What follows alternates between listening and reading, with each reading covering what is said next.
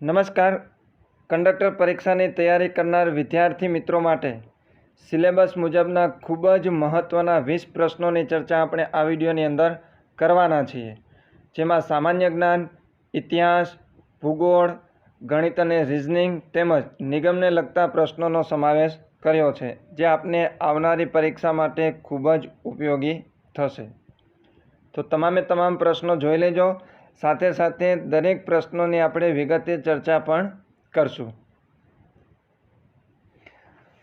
પ્રથમ પ્રશ્ન છે, અલ નીનો ઘટના મુખ્યત્વે કયા મહાસાગર સાથે સંબંધિત છે? દર્શક મિત્રો, ખાસ ધ્યાન રાખજો, અલ નીનો ઘટનાની ચર્ચા આ વર્ષે ખૂબ થયેલી છે. અલ નીનો ઘટના છે એ પ્રશાંત મહાસાગર સાથે જોડાયેલો છે. પ્રશાંત મહાસાગરની જે સપાટી છે, સપાટીનું જે સામાન્ય તાપમાન કરતાં એમનું તાપમાન વધી જાય, સપાટીના સામાન્ય તાપમાન કરતાં એમનું તાપમાન વધી જાય તો એ ઘટનાને કહેવામાં આવે છે અલ નીનો ઘટના. અને આ ઘટનાને કારણે છે ચોમાસું નબળું પડતું હોય છે. તો અલ નીનો ઘટના છે કયા મહાસાગર સાથે જોડાયેલ છે? પ્રશાંત મહાસાગર સાથે. ગુજરાતી વ્યાકરણને લગતો પ્રશ્ન છે, અલંકાર ઓળખાવો. વિદ્યા ભણ્યો જે તે ઘેર વૈભવ રૂડો. વિદ્યા ભણ્યો જે તે ઘેર વૈભવ રૂડો. દર્શક મિત્રો, અહીંયા બે પંક્તિ આપેલી છે. વિદ્યા ભણ્યો જે તે ઘેર વૈભવ રૂડો. તો પ્રથમ પંક્તિનો છેલ્લો શબ્દ અને બીજી પંક્તિનો પ્રથમ શબ્દ બંને વચ્ચે જો પ્રાસ મળતો હોય તો એને કહેવામાં આવે છે આંતરપ્રાસ અલંકાર.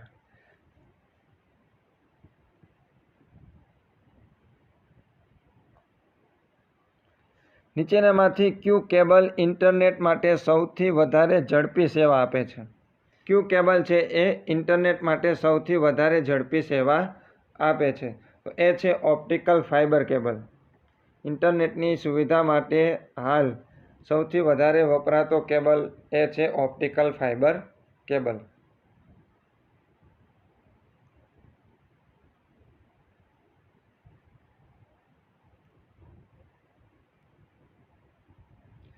ત્યારબાદ કીબોર્ડમાં કેટલી ફંક્શન કી જોવા મળે છે? કીબોર્ડની અંદર કુલ 12 ફંક્શન કી હોય છે.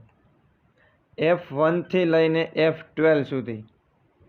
F1 થી લઈને F12 સુધી કુલ કેટલી ફંક્શન કી હોય છે? 12.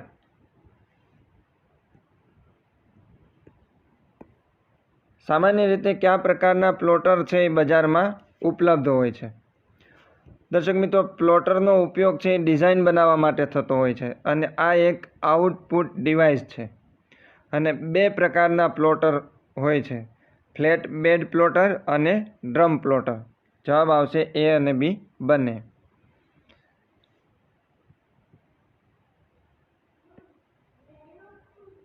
ત્યાર પછી નીચે પૈકી ક્યુ હાર્ડવેરનું ઉદાહરણ છે?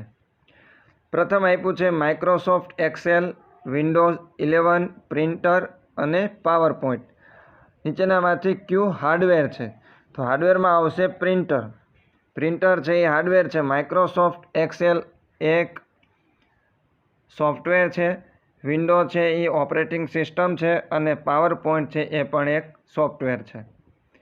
પણ પ્રિન્ટર છે એ શું છે? હાર્ડવેર.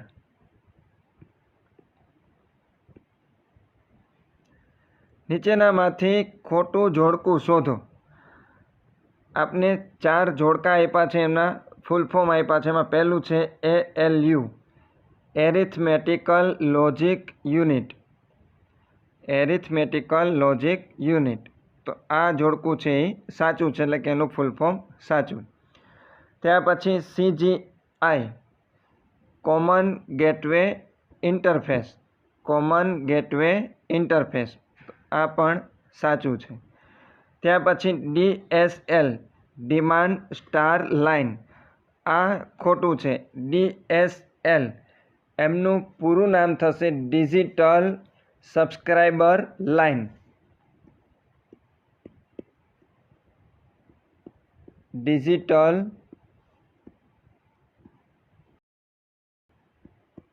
Subscriber line. અને ચોથું આપ્યું છે ઈમેલ, એટલે ઇલેક્ટ્રોનિક મેલ.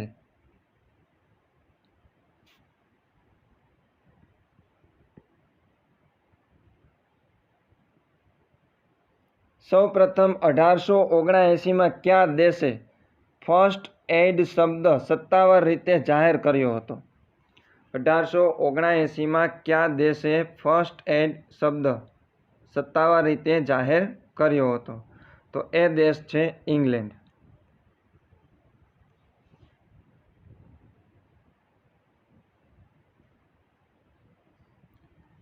જીએસઆરટીસીમાં દરરોજ રાત્રે કેટલા સમય સુધી ઓનલાઈન બુકિંગ બંધ કરવામાં આવે છે? ઓનલાઈન બુકિંગની પ્રક્રિયા જીએસઆરટીસી દ્વારા રાત્રે કેટલા સમય સુધી બંધ રાખવામાં આવે છે? તો એમાં જવાબ છે 11:50થી 12:20 સુધી, એટલે કે અડધી કલાક માટે 30 મિનિટ માટે ઓનલાઈન બુકિંગની પ્રક્રિયા છે એ બંધ કરવામાં આવે છે. 11:50થી 12:20 સુધી.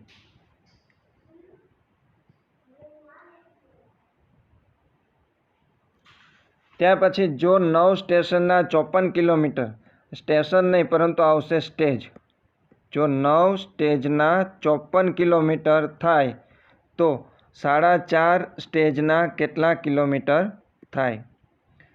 9 સ્ટેજના કેટલા કિલોમીટર? 54. તો 54 ભાગ્યા 9 કરીએ, 54 ભાગ્યા 9 કરશું એટલે આવશે 6.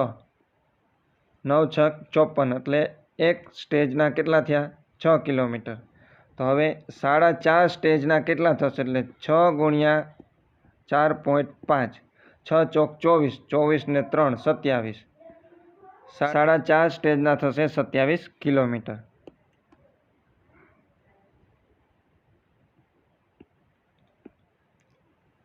ત્યાર પછી જો 30 જાન્યુઆરી 2013ના રોજ ગુરુવાર હોય તો 2 માર્ચ 2013ના રોજ કયો વાર હશે?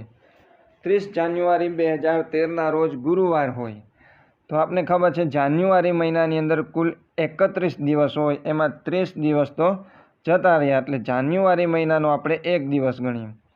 ત્યાર પછી આવશે ફેબ્રુઆરી, તો ફેબ્રુઆરી મહિનામાં 28 દિવસ કાં તો 29 દિવસ. જો લીપ યર્સ હશે તો 29 દિવસ અને સામાન્ય વર્ષ હશે તો 28 દિવસ.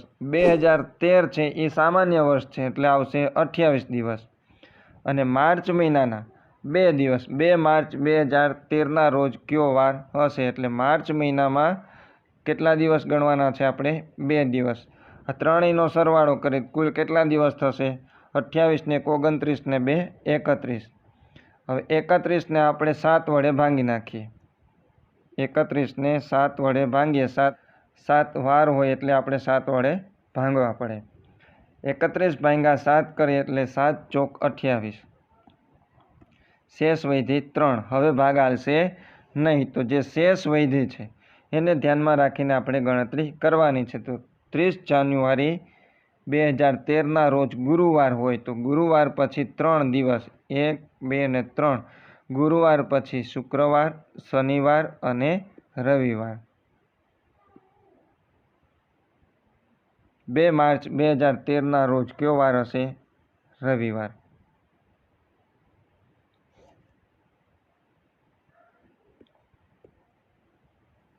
ત્યાર પછી અંગ્રેજી વ્યાકરણને લગતો પ્રશ્ન છે. હી ઇઝ ગુડ એટ ખાલી જગ્યા ગુજરાતી. ખાલી જગ્યાની સ્થાને આપણે આર્ટિકલ મૂકવાનો છે. તો ખાસ અહીંયા તમે ધ્યાન રાખજો. તો ખાસ દર્શક મિત્રો જોજો, જ્યારે કોઈ ભાષાનું નામ હોય તો ભાષાના નામની આગળ કોઈ આર્ટિકલ આવતો નથી. આ એક ખાસ નિયમ યાદ રાખી લેજો કે ભાષાની આગળ કોઈ આર્ટિકલ વપરાતો નથી. અહીંયા he is good at Gujarati, તો ખાલી જગ્યાની જગ્યાએ શું આવશે? તો કે કોઈ આર્ટિકલ આવશે નહીં. બીજું એક ઉદાહરણ જોઈએ તો કે સી સ્પીક ઇંગ્લિશ. તો ઇંગ્લિશ છે એ પણ એક ભાષાનું નામ છે એટલે એમની આગળ પણ કોઈ આર્ટિકલ આવે નહીં. હજી એક ઉદાહરણ તમને આપું કે they are learning Hindi. They are learning Hindi. તો આ પણ ભાષાનું નામ છે. ભાષાના નામની આગળ કોઈ આર્ટિકલ વપરાતો નથી, એટલે જવાબ આવશે નો આર્ટિકલ્સ.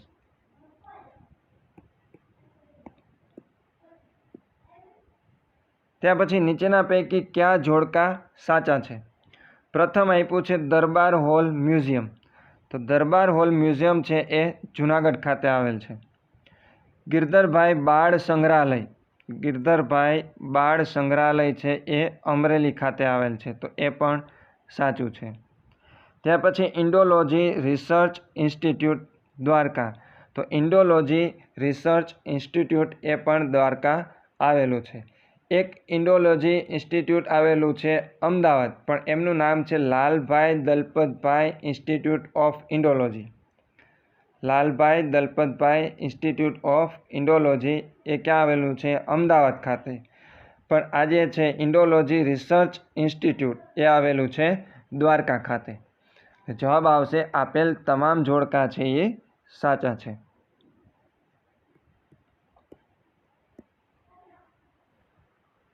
અંગ્રેજી આલ્ફાબેટની શ્રેણીમાં ડાબેથી 10મા સ્થાને રહેલા મૂળાક્ષર તથા જમણેથી 6ઠ્ઠા સ્થાને રહેલા મૂળાક્ષરની વચ્ચે કેટલા મૂળાક્ષર હશે? અંગ્રેજી આલ્ફાબેટ એથી લઈને ઝેડ સુધી એ છે એ પ્રથમ ક્રમે આવશે અને ઝેડ છે એ 26મા ક્રમે આવશે. તો ડાબેથી 10મા સ્થાને, ડાબેથી 10મા સ્થાને અને જમણેથી 6ઠ્ઠા સ્થાને આવેલા જે મૂળાક્ષરો છે એમની વચ્ચે કુલ કેટલા મૂળાક્ષરો હશે? કુલ છે 26. 26માંથી 10 અને 6 કુલ 16 આપણે બાદ કરવાના થાય. 26માંથી આપણે 16 બાદ કરી નાખીએ એટલે આવશે 10. જવાબ શું આવશે? એ.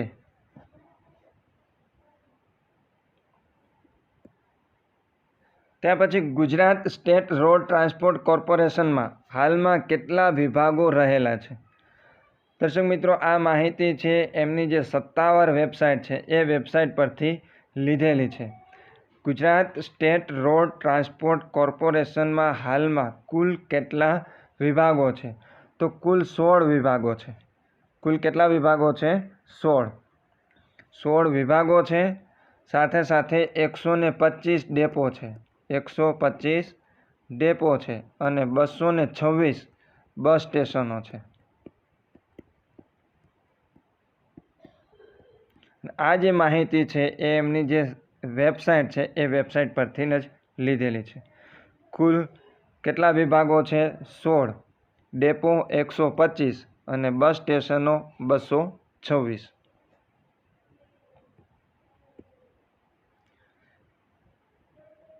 ગુજરાત સ્ટેટ રોડ ટ્રાન્સપોર્ટ કોર્પોરેશનમાં હાલ કેટલા ડેપો કાર્યરત છે? તો આવશે, આગળ જોયું આપણે, 125 ડેપો છે એ કાર્યરત છે.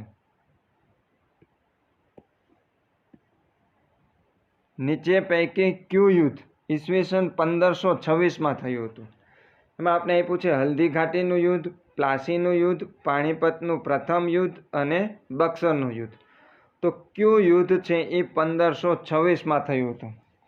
હલ્દી ઘાટીનું યુદ્ધ છે એ થયું હતું 1576માં. હલ્દી ઘાટીનું યુદ્ધ થયું હતું 1576. ત્યાર પછી પ્લાસીનું યુદ્ધ આપ્યું છે 1757માં થયું હતું. 1757. પાણીપતના કુલ 3 યુદ્ધ થયા. એમાં પ્રથમ યુદ્ધ થયું 1526માં, બીજું યુદ્ધ થયું 1556માં અને ત્રીજું યુદ્ધ થયું 1761માં. કુલ પાણીપતના 3 યુદ્ધ, પહેલું 1526, 1556 અને ત્રીજું 1761. અને બક્સરનું જે યુદ્ધ થયું એ બક્સરનું યુદ્ધ થયું 1764માં. આપણે કીધું છે 1526માં કયું યુદ્ધ થયું હતું? 1526માં થયું હતું પાણીપતનું પ્રથમ યુદ્ધ.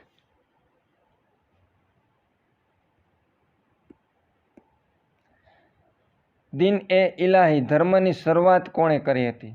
દીન એ ઇલાહી ધર્મની શરૂઆત કરનાર હતા અકબર. જવાબ છે બી, અકબર, કે જેમણે દીન એ ઇલાહી ધર્મની શરૂઆત કરી હતી.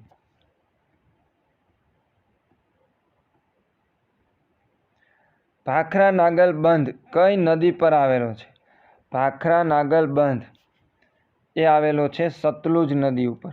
કઈ નદી ઉપર? સતલુજ નદી ઉપર.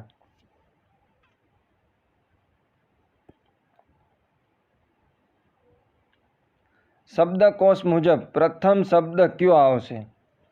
ગુજરાતી વ્યાકરણને લગતો પ્રશ્ન છે. શબ્દકોશ મુજબ પ્રથમ શબ્દ કયો આવશે? આપણે ક થી લઈને જ્ઞ સુધી એમની ગોઠવણી કરવાની હોય છે. તો જે શબ્દકોશ પ્રમાણે પ્રથમ અક્ષર આવતો હોય એને આપણે ગોઠવવો પડે. તો દરેક શબ્દની અંદર પ્રથમ ક જ આવે છે. ત્યાર પછી અહીંયા આવે છે સ, અહીંયા સો, અહીંયા સ અને સ. તો આ છે એ તો નીકળી જશે. હવે ત્રણેયમાં આપણે જોઈએ તો પ્રથમ ક અને સ આવે છે. હવે ત્રીજો અક્ષર આપણે જોઈએ તો આમાં છે ર, પ્રથમમાં છે ર, પછી આમાં છે મ અને આમાં છે બ. તો શબ્દકોશ પ્રમાણે પ્રથમ શું આવશે? પ્રથમ આવશે બ. પ્રથમ આવશે બ, પછી આવે મ અને પછી આવે ર. એટલે શબ્દકોશ પ્રમાણે શું આવશે? કશબ. પ્રથમ શબ્દ આવશે કશબ.